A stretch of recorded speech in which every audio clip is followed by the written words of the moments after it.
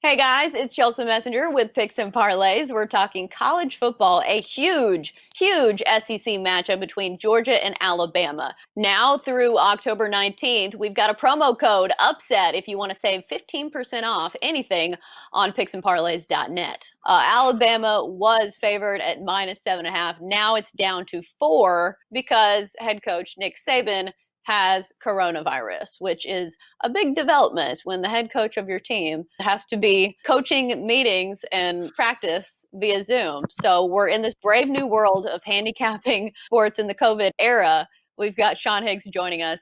The total on this one is 56. I did not mention that. But Sean, what do you think when you see this Georgia and Alabama matchup? Well, obviously, we're starting with the COVID here, a positive test for Saban and the athletic director. So interesting there. Got to see how it plays out. Obviously, they don't think Nick is going to be there. I mean, 3 points, is he that much? Is the head coach that much to this team? I mean, he's going to be involved, right? I mean, come on. And Sark, all right, the guy's had some problems in the past. He likes to, tip a few back, have a good time. I look at this Oh, as no. opportunity for him to, this is opportunity for him to come in and be like, all right, this is a talented team, right? He's going to want to make an impression, maybe get back in the head coaching kind of thing. He came in, he was an aide here when Lane Kiffin was here on offense. So, the offense is going to flow. These guys are putting up 50 points a game, 63 last week. Problem is they gave up 48. So, that this defense is going to be coming out chewing through glass. And Georgia, all right, let's be honest. Stetson Bennett, he's okay.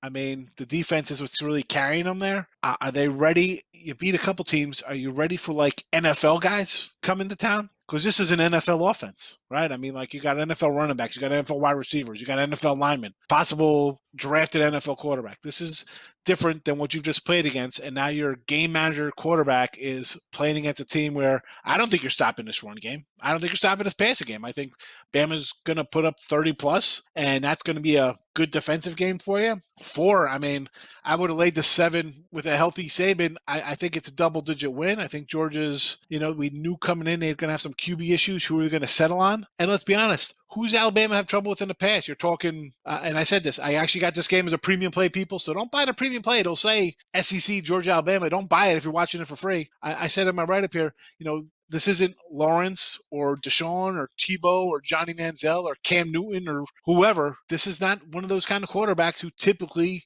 give Alabama defenses a hard time. And you're laying 3.5 at some spots, so you get 4. Listen, maybe it's low-hanging fruit. I don't care. I'm going to take Alabama all day. Yeah, I'm not sure if Nick Saban is worth giving up more points when it comes to the point spread here, because the only other situation I can compare this to is Ohio State when Urban Meyer got suspended and Ohio State continued to chug along because up there it's about talent. He's installed a system that all of his Yep. assistants can run. And Sarkisian has head coaching experience. We're hoping that his problems of the past are under control. I don't think that's really an issue anymore. It's definitely a good thing that he's been a head coach before because there's so many things on game day that you have to know kind of how to do organizationally. And I think that's a huge plus for him that they do have a head coaching experience. But I Absolutely. think this game's more about the players on the field and the talent. I think Georgia is probably the best defense in the SEC from what I've seen. So it's going to be a really big test for Alabama. But their run attack is just, man, Najee Harris. And then they've got receivers that are going to be first round picks coming at you right and left. Yep. So I'd love to take Alabama here, but I'd almost like to take whoever has the points in this one. I think it's going to be pretty close. I'd almost like an under in this one as well. If I don't know. I think I'm staying away from this one. As you can tell, I'm not super confident in any play. But yeah, it's going to be a fun one to watch. And I think I'll probably wait till maybe this Saturday to see what I like. I mean, what you said there. You're like, you're not sure. You're like, there's nothing wrong with that. Like people think it's a marquee game. It's, you got a number 2 team versus a 3 team, something like that. You got to bet it.